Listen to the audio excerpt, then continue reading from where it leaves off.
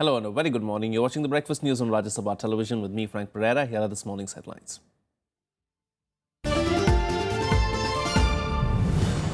Global markets tumble following continued plunge of crude oil prices. Markets at the lowest level in nearly 2 years. Asian markets, however, open with slight gains.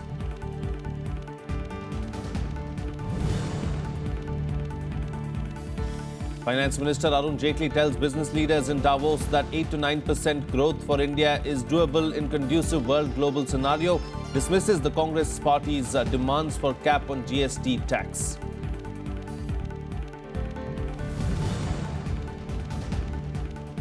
Prime Minister Narendra Modi condemns terror attack on a university in Pakistan. Pak Prime Minister appreciates the statement, calls for cooperation approach to tackle terror. Death toll in attack reaches 24.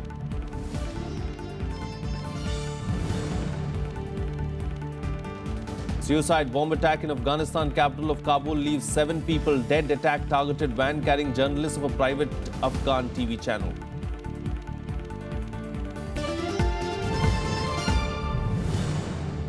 And Union Minister Smriti Irani refutes allegations that her ministry had a role in Hyderabad students' suicide. Claims incident is being maliciously misinterpreted as a Dalit versus non-Dalit confrontation. Delhi Chief Minister Arvind Kejriwal to visit university today.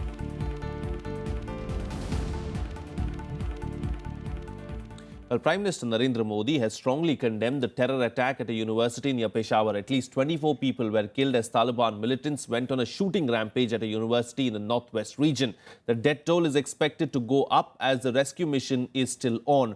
4 suspected attackers were reportedly killed in the gun battle. Pak Prime Minister Nawaz Sharif has appreciated the Indian Prime Minister's statement and has said that terrorism is a common enemy and a cooperative approach was essential to eliminate it. Here's more. हमारे सामने बहुत से लोग ऐसे भी थे कि गिर पड़े, उसके हालात भी खराब हुए। मेरा जो दोस्त था वो जो है खूब और रास उसमें बहुत ज्यादा पहले हुआ था, वो जो है यूनिवर्सिटी की बिल्डिंग से कूदा। फायरिंग की आवाज़, पिछली साइड से फायरिंग की आवाज़ आई है। बस उधर से हमने कहा पता नहीं किसकी झगड़ा हुआ या क्या हुआ, आगे से फिर फायरिंग ज़्यादा होने लगी। Terror gripped Pakistan again. This time, Taliban gunmen stormed the Bacha Khan University in Charsadda, opening indiscriminate fire at students and teachers. To make it worse, militants raided the university, timing their attack to ensure maximum casualties. The Pakistani army was quick to respond. They claimed at least 4 militants were killed. The campus has been secured as of now.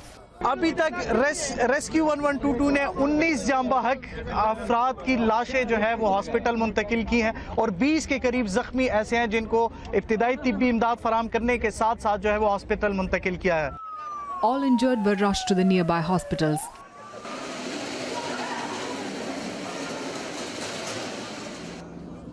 Pakistani Army Chief General Raheel Sharif visited the university to take stock of the situation, while Prime Minister Nawaz Sharif said perpetrators will be brought to justice. Gunmen launched the attack as the university prepared to host a poetry recital on Wednesday afternoon to commemorate the death anniversary of Khan Abdul Ghaffar Khan, a popular Pashtun independence activist after whom the university is named. The university vice-chancellor said they teach over 3,000 students and were hosting an additional 600 visitors for the recital. Taliban said the attack was in response to a military offensive against militant strongholds. The shocking attack is also a reminiscent of the December 2014 attack on a school in Peshawar, in which over 150 people were killed. Bureau Report, Rajya Sabha TV. Well, a suicide car bomber targeted a van carrying journalists working for a private Afghan television channel, Tolo, killing 7 people. The attack happened close to the Kabul parliament and Russian embassy. The bombing has left 24 people wounded in the latest in a wave of attacks despite an international push to jumpstart Taliban peace talks. No group has so far claimed responsibility for the bombing, which marks the first major attack on a media organization in Afghanistan. It was also the latest in a series of suicide attacks in the Afghan capital that coincides with renewed efforts to revive a peace process with Taliban insurgents that broke down in July. Shifting focus now, it was a nightmarish Wednesday for the global markets. The continuous plunge in the price of crude oil sent global stocks sharply lower, bringing the market to its lowest level in nearly 2 years. The Dow Jones plunged as much as 565 points after crude oil crashed below $27 a barrel, but later staged a comeback and closed with a loss of 247 points. The S&P 500 also closed 1.2% down. The European markets also remained in the red. The Asian markets, however, are steady today after a day of falling stocks yesterday. Here's more. Stocks in the United States had a wild day of trading as worries about economic growth and the continued slump in oil prices weighed on investors. Markets had been steadily falling all day on Wednesday, but staged a turnaround in the last hour of the trading day. At the close of trading, the benchmark Standard & Poor's 500 stock index was down about 1%, its lowest in over a year. The Dow Jones closed 1.56% down after tumbling more than 3% earlier. The main European stock exchanges also slid to a 15-month low. The German DAX was down 2.91%, France's CAC 40 declined 3.53%, while the FTSE 100 came down 3.11%. Russia's ruble also extended losses to trade at 80 rubles per dollar, close to an all-time low against the US currency. Analysts say investors fear low oil prices reflect a fall in demand for fuel, which could be a sign that growth in the global economy is slowing down. I don't know if crude's holding the markets hostage. I think the problem with the markets right now is there's a lot of uncertainty out there and maybe risks that people don't know where the risks are. The market falls in Europe and the US came after Asian stocks closed sharply lower. Shanghai Composite Index fell 1.03%, Hong Kong's Hang Seng declined 3.82%, and Japan's Nikkei dropped 3.71%. The Japanese Nikkei entered a bear market for the first time since June 2013. The downwards move came after oil prices continued to slide, with the price Brent crude at one point down 5.2% to $27.28 a barrel before easing back to stand at 3% down. The price at present is at a 12-year low. The US crude plunged to its lowest since May 2003, sinking 6.6% to $26.59 per barrel, but later edged back to about 4% lower. The oil price has plummeted 75% since mid-2014 as oversupply has driven down the cost of the commodity. The world's energy watchdog, the International Energy Agency, has warned that the market could drown in oversupply, adding that it expects the global glut to last until at least late 2016. Bureau Report, Rajya Sabha TV. Meanwhile, the Sensex sank nearly 650 points during the day on Wednesday, shipping below the psychological 24,000 mark, ending the day on a 20-month low. The rupee also breached the 68 per dollar mark to hit a 29-month low. Here's a report. The BSE Sensex on Wednesday plummeting 640 points in intraday trade to go below the psychological mark of 24,000. NSE Nifty slipped again below the 7,400 mark in early trade. The 30-share index tumbled 417.80 points or 1.71% to 24,062.04, with all sectoral indices led by capital goods, realty, banking and oil and gas trading in the red. The National Stock Exchange Nifty again dipped below 7,400 mark, shedding 124.90 points to 7,310.20. Brokers blamed sustained capital outflows amid a weak trend on Asian markets on renewed worries over globally slowing economic growth and falling oil prices. The International Monetary Fund's decision to downgrade global growth forecast for the year and issue a warning about the outlook also added to the gloomy mood. The rupee also depreciated, tumbling 30 paise to trade at over 28-month low of 67.95 against the dollar. Among Asian markets, Hong Kong's Hang Seng Index was down 3.32% and Japan's Nikkei shed 2.15% in the morning trade. Shanghai Composite Index too fell 0.73%. The US Dow Jones Industrial Average, however, ended 0.17% higher in Tuesday's trade. Bureau Report, Rajya Sabha Television. Meanwhile, Europe's refugee crisis has been a hot topic in Davos, where German President Joachim Gauck hinted at a shift in Germany's open door policy. He said limiting refugee numbers could be necessary and not per se unethical. The issue of migration was discussed on Wednesday, with world leaders discussing ideas to resolve the ongoing humanitarian crisis. Here's more. Ideas to handle the European migrant crisis was discussed at the World Economic Forum being held in Davos. Germany's Vice-Chancellor called Austria's announcement to cap the number of migrants a cry for help, saying the decision is more than justified, while calling on Europe to better protect the borders. Mit der Aufnahme von Flüchtlingen, die wir übrigens aufnehmen, erstmal, weil sie in Not sind, nicht so sehr in erster Linie, weil sie unser Land voranbringen können, das hoffentlich tun sie auch irgendwann. Hilferuf Österreichs an Europa, weil klar wird, dass Österreich, Schweden und Deutschland nicht alleine die Flüchtlingskrise bewältigen können. Europa muss die Außengrenzen Europas besser schützen und wir müssen übergehen zu Kontingentübernahmen. If we don't succeed with integration, then we will fail utterly. Some people have said publicly, we love the country doesn't love us. So it's going to depend on the warmth of the welcome and the comprehensiveness of the integration program. Jordan spoke about its willingness to set up special economic zone to employ refugees. Jordan is home to 1.3 million Syrian refugees. If we get significant support from the international community, we are willing to set up special economic zones that will employ these refugees. Now, when you do that, not only are you giving the refugee the sense of economic self-sufficiency, which will lower the cost of hosting refugees, but you also give him skills and training that he will put to good use once he returns to his country. More than 1 million people fleeing war, poverty and repression in the Middle East and Africa reached Europe's shores last year. But long before Europe faces its worst refugee crisis since World War II, countries like Lebanon, Turkey and Jordan have already been struggling to cope with millions of refugees from Syria's civil war.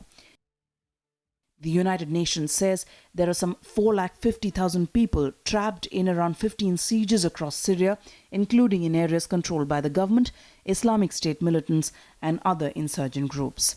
Bureau Report, Rajya Sabha TV. Well, Finance Minister Arun Jaitley dismissed the Congress Party's demand that the cap on the goods and services tax be specified in the constitutional amendment bill as preposterous while attending a discussion at the ongoing economic forum in Davos. Arun Jaitley also said that there's no other country which adds tax details in the bill.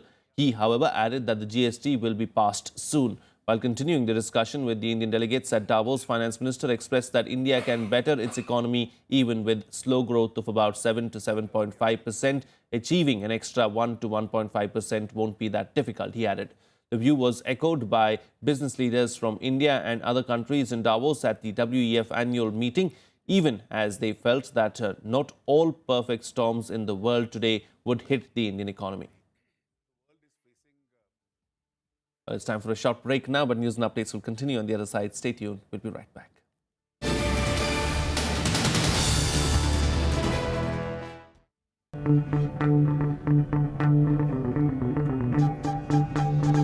Art arisen from a multi-hued cultural canvas.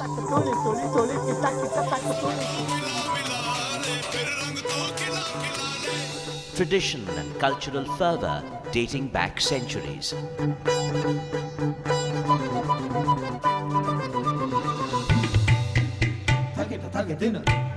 And encircling them all, there's a magic that awes.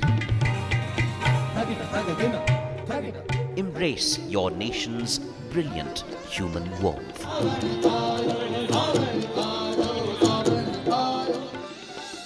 Watch Colours of India, Sundays at 9:30 p.m. on Rajya Sabha television.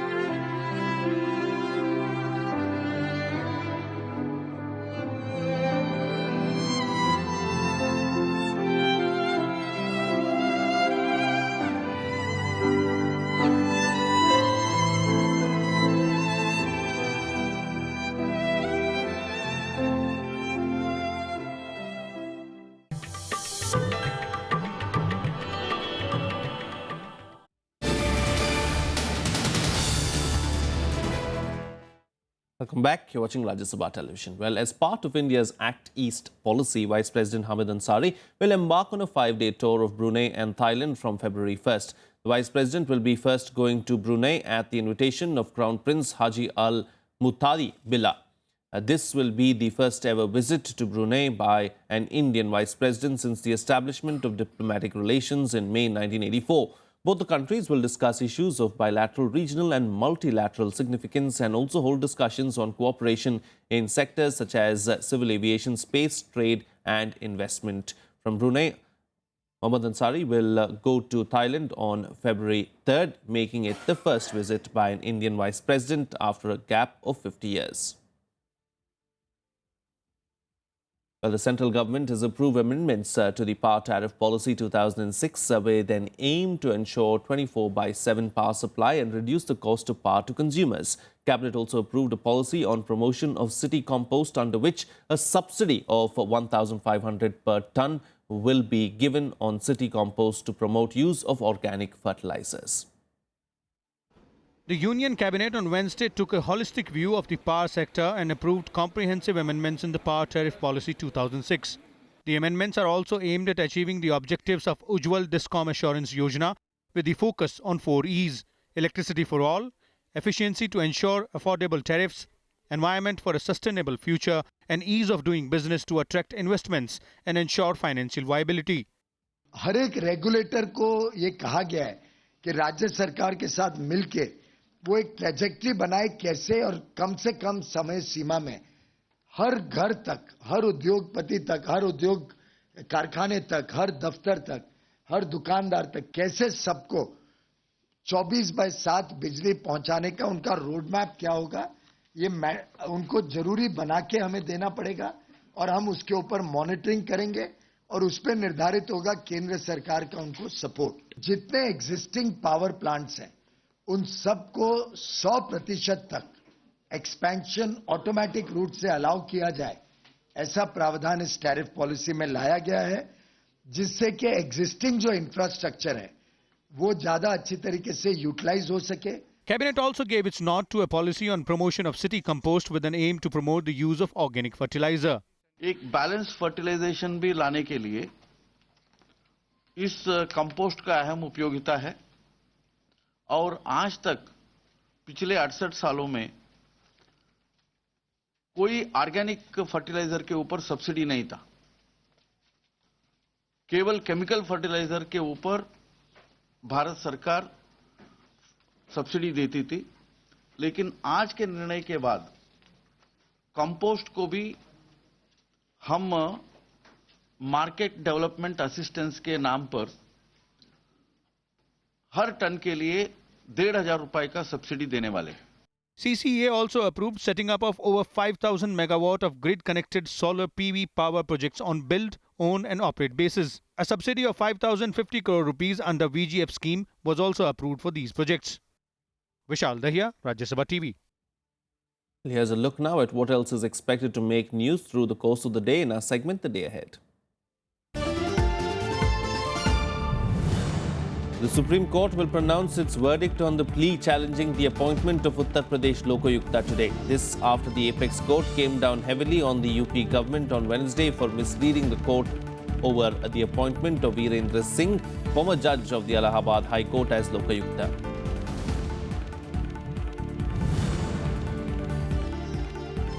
Home Minister Rajnath Singh will address a rally in poll-bound West Bengal's North 24 Parganas district today. Senior BJP leaders Smriti Irani and Amit Shah will also address rallies in the state this month. Bengal goes to polls in April-May this year.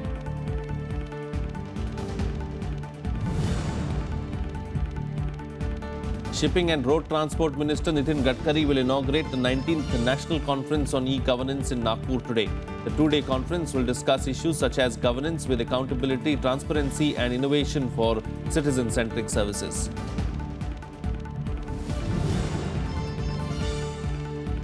The annual Jaipur Literature Festival begins today. Nearly 250 selected authors, including poets, novelists, historians, playwrights and film personalities from across the world, will take part in the week-long event being organized by Teamwork Arts.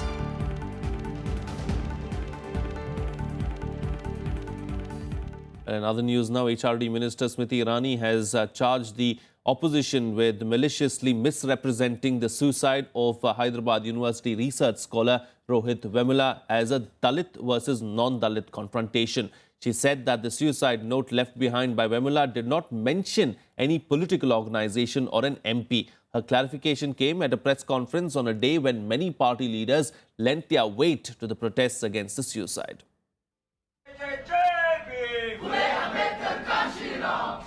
Amid heated protests and demonstrations, Hyderabad Central University Vice-Chancellor Appa Rao stating that there was no pressure from union ministers or the HRD ministry to act against Rohit Vemula. He also insisted that the Dalit student suicide note did not mention his suspension as the reason for his death. Rao said he was deeply disturbed by the loss of precious life and the disruption of academic activities. The full Executive Council in its meeting held on the 27th of November took a lenient view and decided to permit the students access to all the departments, library, academic meetings, but not in the hostel, public places and administration. This also was communicated to the High Court. These students challenged the order of suspension from the hostel before the High Court. The High Court did not agree to stay the punishment. However, fresh protests disturbed the campus even as several politicians headed to the city. Prominent among them on Wednesday were YSR Congress leader Y.S. Jagan Mohan Reddy and CPIM leader Sitaram Yechuri.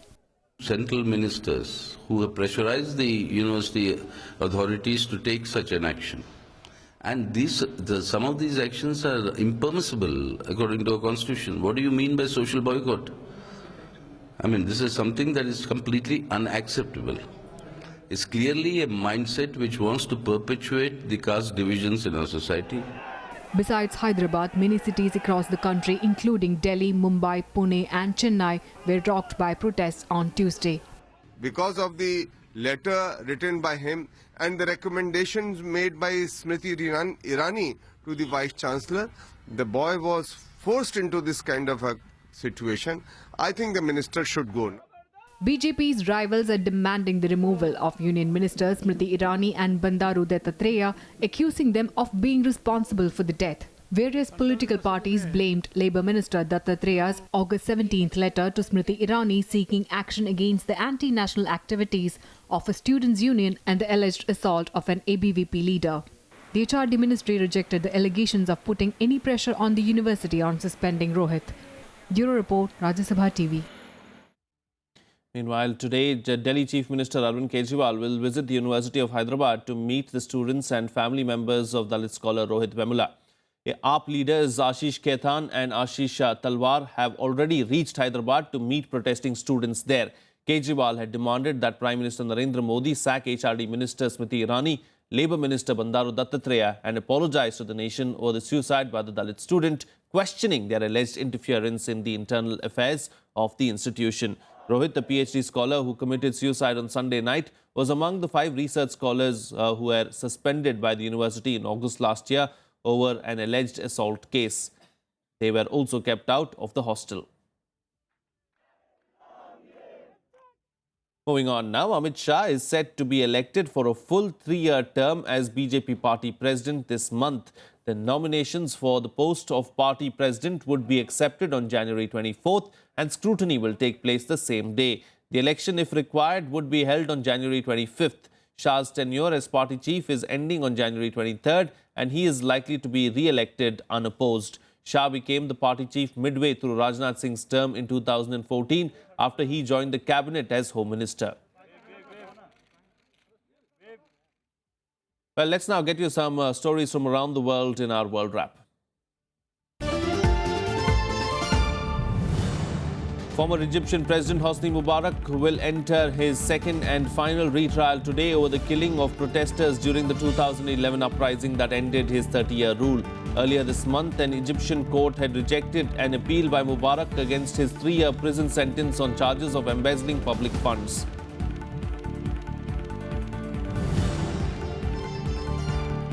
China's President Xi Jinping arrived in Egypt on Wednesday. While in Egypt, Xi is expected to hold a joint news conference with his Egyptian counterpart and make speeches at the Arab League headquarters. Xi will also attend celebrations marking 60 years of China-Egypt relations. Arriving in Cairo from Saudi Arabia, Xi will move on to Tehran later in the week.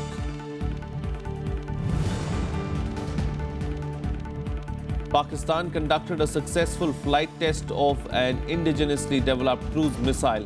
The nuclear-capable missile enables the country to achieve air-delivered strategic standoff capability on land and at sea. The flight test of the missile Raad is generally designed to carry a large conventional or nuclear warhead many hundreds of miles with high accuracy.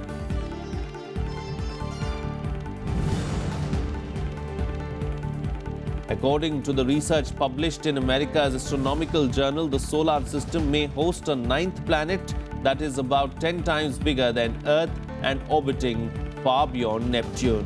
While the planet has not been observed directly yet, computer simulations have so far shown that the mystery planet, if it exists, would orbit about 20 times farther away from the Sun than Earth.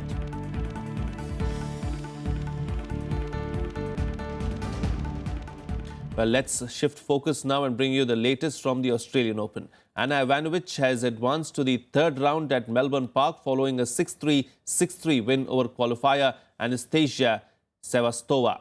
The straightforward progression against the number 113th Latvian qualifier settled a score of sorts for Ivanovic, who lost to her in their only other career meeting at the Indian Wells in 2010.